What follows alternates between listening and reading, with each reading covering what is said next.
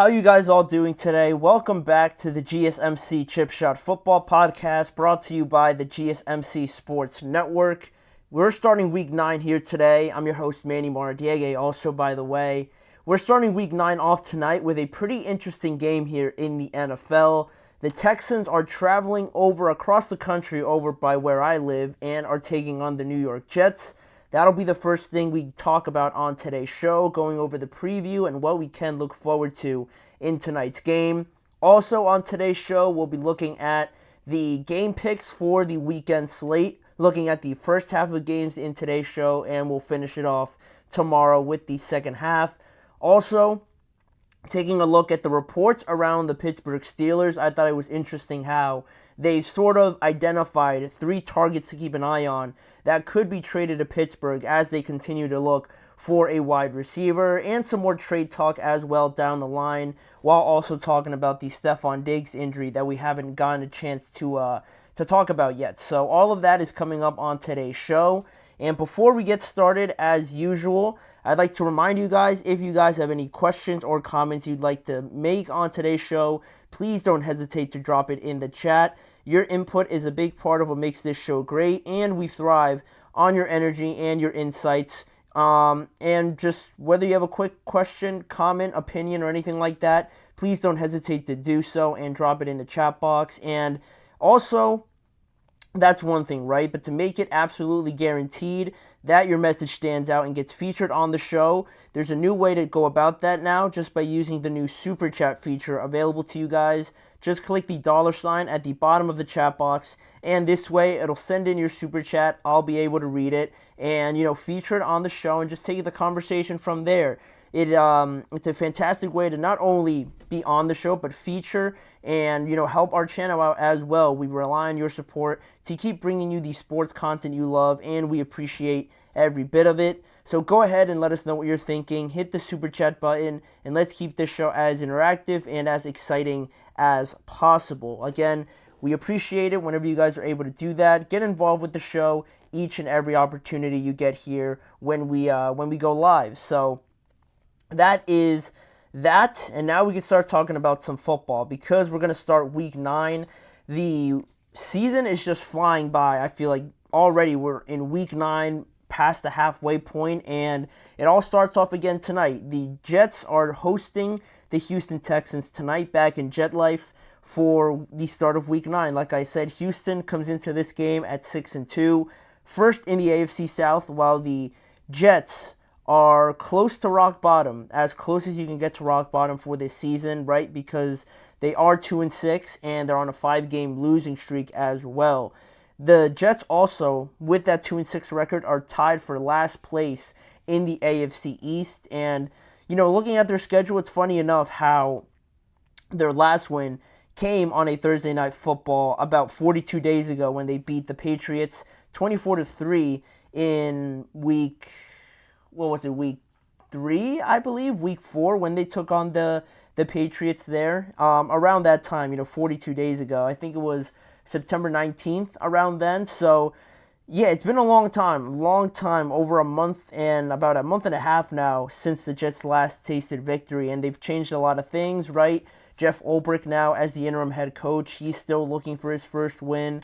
Todd Downing is the offensive coordinator. Devontae Adams came over. Haason Reddick came back, and still all of that, and still no wins to show for it. At least they're trying, right? They've done everything possible to really show everyone that they're going all in, but it hasn't turned out to the results they would have hoped for as of yet. And on the other hand, we have the Houston Texans. They're looking for their 5th win in their last 6 games. These teams actually met last year in New York as well, where the Jets won 30-6 with Zach Wilson, and CJ Stroud actually left that game, unfortunately, with a concussion. So he comes back here and tries to get some retribution from last season, where this was one of the losses for the Houston Texans. And just looking at each one of these teams, the Texans, starting off with them, they're coming off of a win last week, a big divisional game against the Colts. Another tight contest between division opponents, but the Colts were able to win. They sweep the Colts, or the Texans were able to win and sweep the Colts, and now That was great and all. They took firm position of the AFC South, but they did lose Stephon Diggs in the meantime, with a torn ACL now after we got that confirmation. It only adds to the injury woes that the Texans are suffering from. Obviously, Nico being the biggest one, but he is coming back, right? He is only on the IR. He's expected to come back, I believe, in next week or in a couple weeks. It shouldn't be too long. He's already been out for a couple weeks. So Nico is going to come back, obviously, but not the same for Stephon Diggs. And like I mentioned, they're not only dealing with Stephon and Nico, but in tonight's game, we're not going to see Jimmy Ward again. We're not going to see their linebacker, Al-Shaair, or their running back, Dameon Pierce. They're all out of tonight's game. Jimmy Ward dealing with a groin, Al-Shaair dealing with a knee, and Dameon Pierce also dealing with a groin injury as well. Those guys are going to continue to be out. So we're expected to see a lot of, not new faces, but at least young wide receivers on this Houston Texans team that are getting a good opportunity now. Tank Dell, he's probably the presumed number one, right, just off of last year, and being the most prominent one out of all of them.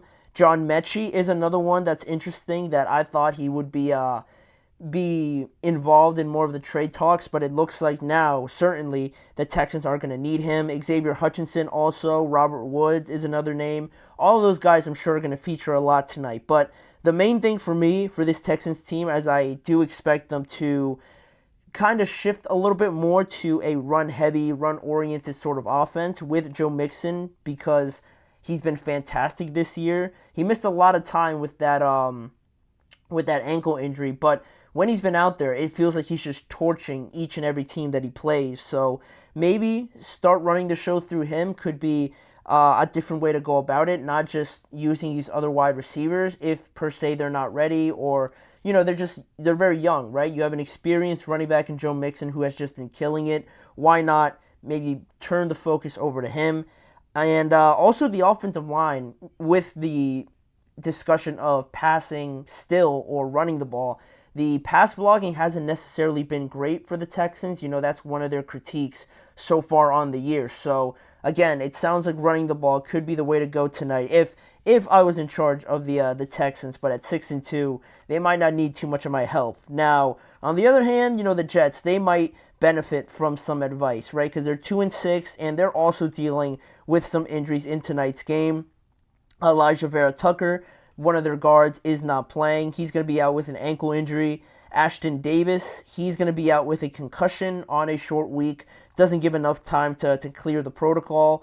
And Alan Lazard is the biggest one. He's going to be out of this game with a chest injury.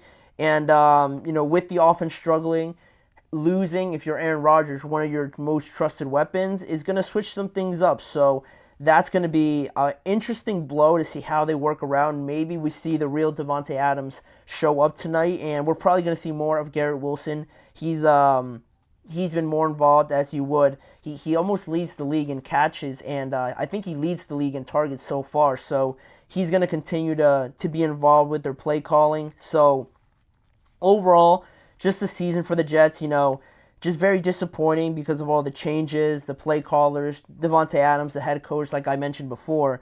But, the biggest disappointment has been Rodgers, his own individual struggles, and it just feels like also, as much as it is Aaron Rodgers, this defense, who it just felt like that was the most assured thing about this team going into this year, hasn't really lived up to the bill. Their defense against the run is only 24th in the NFL. It's 17th in the NFL currently. They have the 24th ranked offense, the 30th ranked rushing offense, and the 25th scoring offense so far. Their turnover margin also is at a -3, and for comparison, the Texans are at a +4. So, yeah, it seems like you don't want this to be the whole season, obviously. You just want to say that they're in a bit of a rut. So, it would start tonight. If they go to 2-7, it's going to be as good as over, in my opinion, for the Jets, if it isn't already. So, yeah, it makes tonight's game even more important. And looking at tonight's game and what could decide it,